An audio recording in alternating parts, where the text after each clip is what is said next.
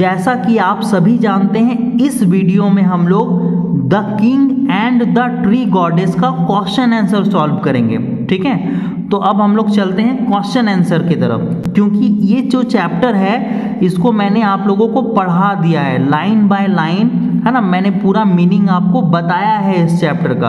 अब हम लोग इसका क्वेश्चन आंसर सॉल्व करेंगे इस वीडियो में। तो अब हम लोगों के पास आ गया है क्वेश्चन आंसर। तो देखो, सबसे पहले हमसे क्या पूछ रहा है, ट्रू और फॉल्स। ठीक है, तो इसमें लिखा हुआ है नंबर 1 में, ए डेमन, डेमन मतलब होता है शैतान। A demon lived in the deodar tree. तो डियोडर ट्री में शैतान रहता था क्या? डियोडर ट्री में तो, है ना, गॉडेस रहती थी, देवी रहती थी। तो यहाँ पर ये गलत लिखा हुआ है ना। तो इसका आंसर आप लिखोगे फॉल्स। क्या लिखोगे? फॉल्स। FALSE, फॉल्स लिखोगे। मैं फॉल्स का सिर्फ F लिखूंगा और ट्रू का सिर्फ T लिखूंगा। ठीक है, तो आप यहाँ पर फॉल्स देख के भर लेना। द किंग वांटेड, जो राजा है वो चाहता था कि उसका महल, his palace, to be as magnificent as temple, है ना। राजा क्या चाहता था कि उसका जो महल है मंदिर के जैसा उत्कृष्ट हो, मैग्निफिशियंट हो। तो ये जो है सही है, ट्रू है। तो इसका आंसर आप T भरोगे। T फॉर होता है ट्रू, है ना।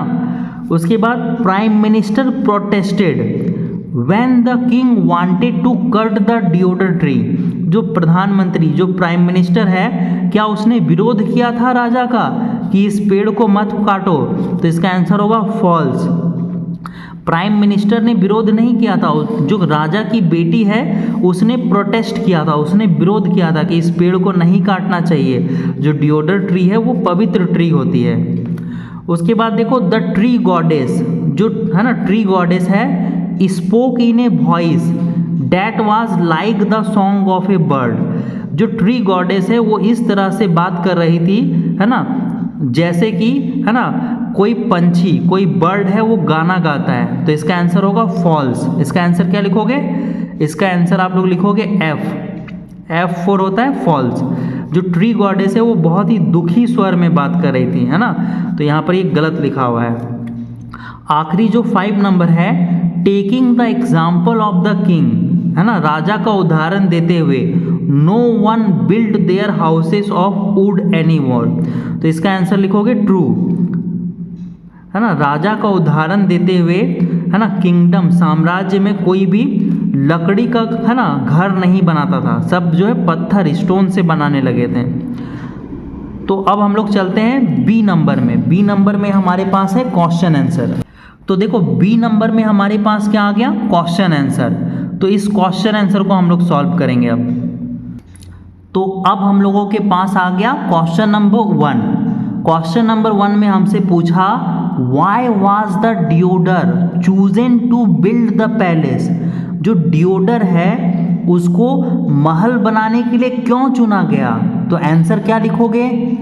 द डियोडर वाज चूजन, डियोडर पेड़ को चुना गया, टू बिल्ड द पैलेस, महल बनाने के लिए, बिकॉज, क्योंकि, इट वाज द स्ट्रॉन्गेस्ट, ये जो है सबसे मजबूत और सबसे लंबा, and the tallest among all trees, सभी पेड़ों में जो डियोडर का पेड़ था सबसे मजबूत और सबसे लंबा था। अब हम लोग चलते हैं आंसर नंबर 2 के तरफ। तो आगे बढ़े हम लोग। मुझे पता है आप लोग लिख नहीं पाए होगे अभी तक, तो हम लोग थोड़ा सा आगे बढ़ते हैं। आप पॉज करके लिख लेना।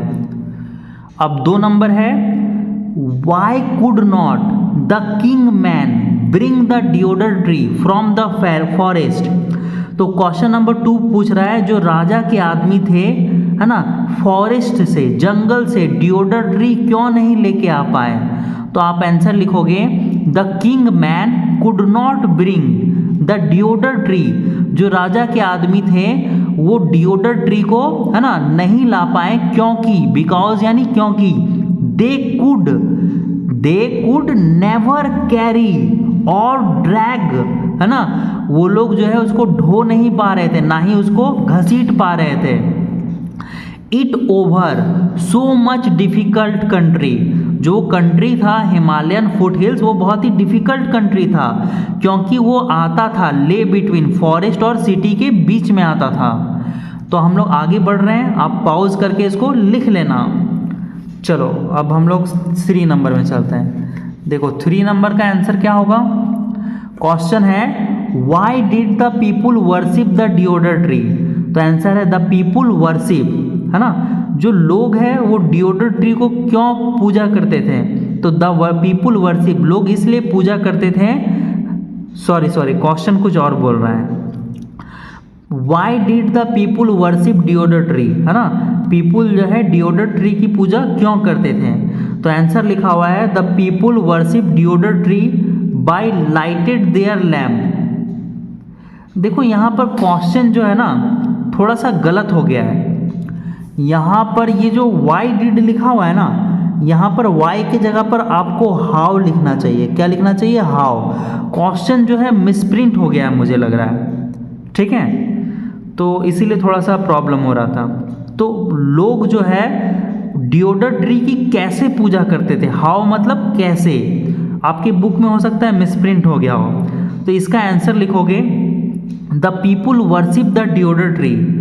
जो लोग हैं वो डिओडर ट्री को किस तरह से पूजा करते थे, लाइटेड देयर लैम्प, है ना, दिया जलाते थे, और प्लेसिंग देम अराउंड, उसके चारों बगल रख देते थे उस पेड़ के।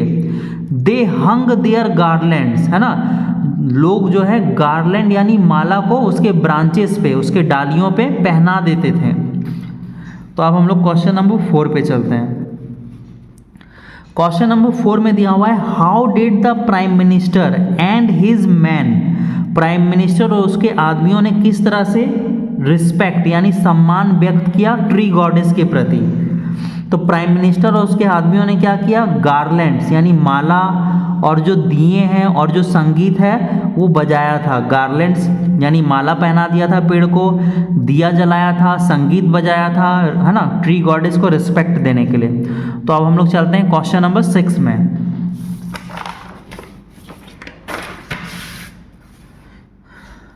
क्वेश्चन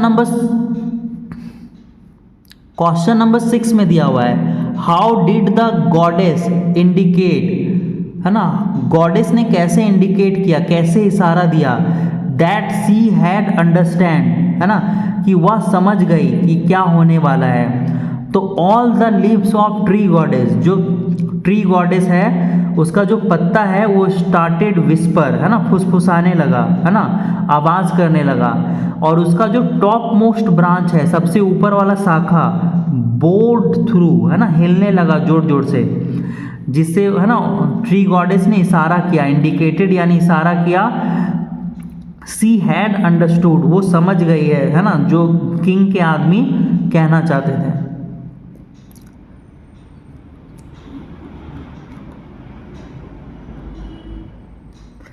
तो अब हम लोग मिलते हैं अगले चैप्टर में। इसमें कुछ और भी जो है क्वेश्चन वो छूट गया है, वो भी करवा देते हैं।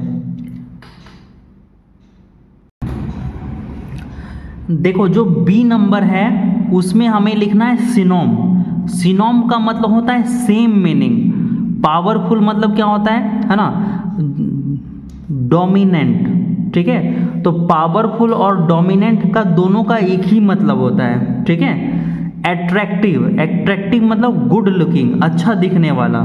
एट्रैक्टिव का भी मतलब अच्छा दिखने वाला, गुड लुकिंग का भी मतलब अच्छा दिखने वाला।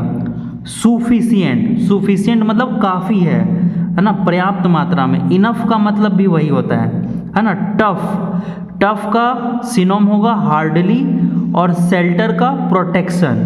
तो ये बी नंबर कर लो, और इसके बाद हम लोग आगे बढ़ते हैं। तो अब मैं पेज को पलट रहा हूं, ठीक है।